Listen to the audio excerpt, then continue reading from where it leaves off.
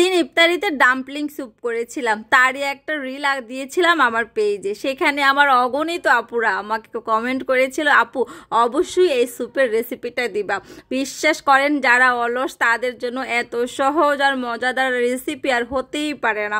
তো চলুন, সাথে একটু বারবিকিউ রোলও করেছি একটু অন্যরকমভাবে। তো ফার্স্টে আমি রোলগুলোর জন্য চিকেন ম্যারিনেট করে নেব। তো এখানে আমি ছোট ছোট মুরগির মাংসকে ছোট ছোট করে কেটে নিয়েছি, আদা বাটা, রসুন বাটা, তারপরে আমরা সবাই জানি কালো গোলমরিচের গুঁড়ো, লাল মরিচের গুঁড়ো, সামান্য পরিমাণে একটু হলুদের গুঁড়ো, তারপরে দিয়ে দেবো একটু কাবাব মশলা, তারপরে দিয়ে দিচ্ছি একটু বারবিকিউ মশলা।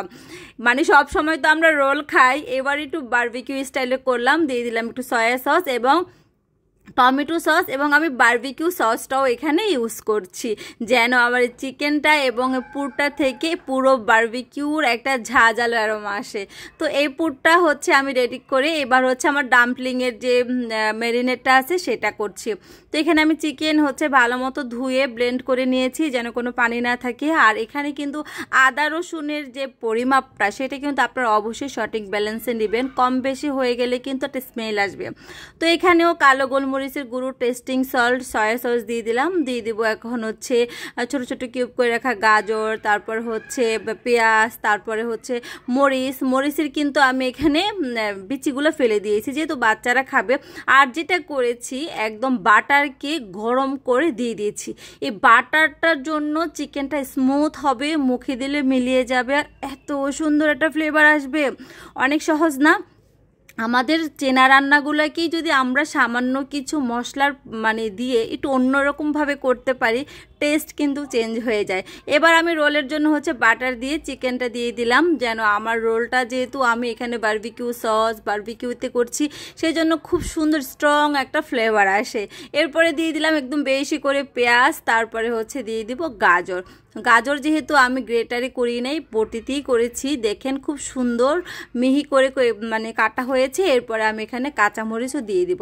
তো এটা হতে আমার বেশি সময় লাগবে না, যেহেতু এটাকে আমি গলা গলা করবো না, জাস্ট একটু ঝুরা করব। আর কাঁচামরিচও কিন্তু সামান্য পরিমাণে দিয়েছি, আমার বাসায় কিন্তু ঝাল খাওয়ার লোক নেই। তো এইদিকে আমি এটাকে ডাম্পলিংয়ের জন্য যে শীটটা করব, ডাম্পলিং বলি আর কি বলে আমরা ভুলেই তো গেলাম। তো যাই হোক, সেটার জন্য ছোট ছোট করে লিচির মতো একসাথে বড় একটা রুটি করে তারপরে আমি একটা মুখার সাহায্যে একই শেপে করে নিচ্ছি যেন আমার সবগুলো একই সাইজ হয়। কিন্তু আমি শেপগুলো সুন্দর মতো দিতে পারি না। তো সেই জন্য আমি যেই রকম পেরেছি বিভিন্ন রকমভাবে দিয়েছি। এটা আপনারা সবাই একটু ক্ষমা সুন্দর দৃষ্টিতে দেখবেন। আমি আগেও একবার করেছিলাম, তখনও পারি নাই। তো এইবারও আসলে যেভাবে সহজ মনে হচ্ছিল আমি ওইভাবেই করছিলাম।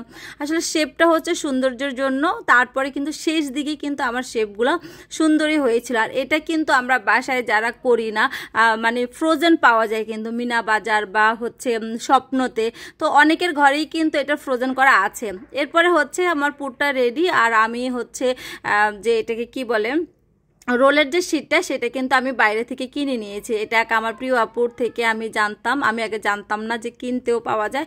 এরপরে খুব সহজে আমি সেটাও করে ফেললাম। আসলে ইফতারিতে আজকে 2টা আইটেমই রেখেছিলাম। আর ডাম্পলিংটা একটু বেশি করে করব যেন পেট ভরে খাওয়া যায়। তো একদম সহজ ডাম্পলিংয়ের রেসিপিটা নিয়ে চলে আসলাম। এখানে আমি 3টা ম্যাগি যে থাই স্যুপটা আছে সেই 3টা ম্যাগি থাই স্যুপ নিয়েছি।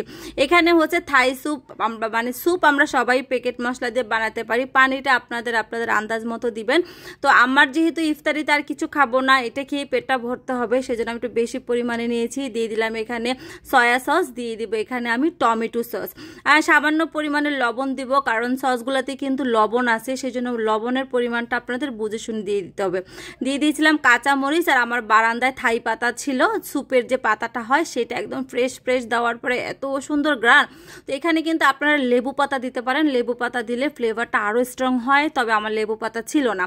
এরপরে আমি সবগুলো মোমোস, সরি আমি এতক্ষণ পরে মনে পড়লো, মোমোসগুলো সব দিয়ে দিলাম। দেওয়ার পরে ফার্স্টে কিন্তু ভয়ে ছিলাম ভেঙে টেঙে যায় কিনা। আলহামদুলিল্লাহ একদম পারফেক্টলিভাবে করতে পারছি, একটাও ভাঙে নাই। তবে এটা যে সিদ্ধ বা কুক হয়েছে কিনা আপনারা যারা পাকা রাঁধুনি আছেন তারা এমনি বুঝে যাবেন, কারণ দেখবেন যখন একটু আঠালো হয়ে যাবে, সফট হয়ে যাবে, তখন এটাকে নামিয়ে নেবেন। এরপরে আমি যে রোলগুলো ভেজে করেছিলাম সেখান থেকে কয়েকটা রোল ভেজে নিলাম। তো আসলে খুব সহজ, কিন্তু যারা আমরা থাই স্যুপ খাই সবার ঘরেই থাকে, আর এই ডাম্পলিংটাও কম বেশি সবার বাসায় থাকে। আসলে সব সময় আমরা চেনা রেসিপিগুলোকে একটু অন্যরকমভাবে সহজভাবে করতেই পারি। আমার যে অলস আপুরা আছে আমার মতো, তাদের জন্য এই স্যুপের রেসিপিটা মানে খুবই হেল্পফুল হবে। এরপর আর কি আপনাদের সাথে খুব সুন্দর করে সাজিয়ে গুছিয়ে একটু প্রেজেন্টেশন করে মানে দেখানোর চেষ্টা করলাম। তো আলহামদুলিল্লাহ আমার বাচ্চারা পুরো পরিবার খুব পছন্দ করেছিল। কেমন লাগলো জানাবেন।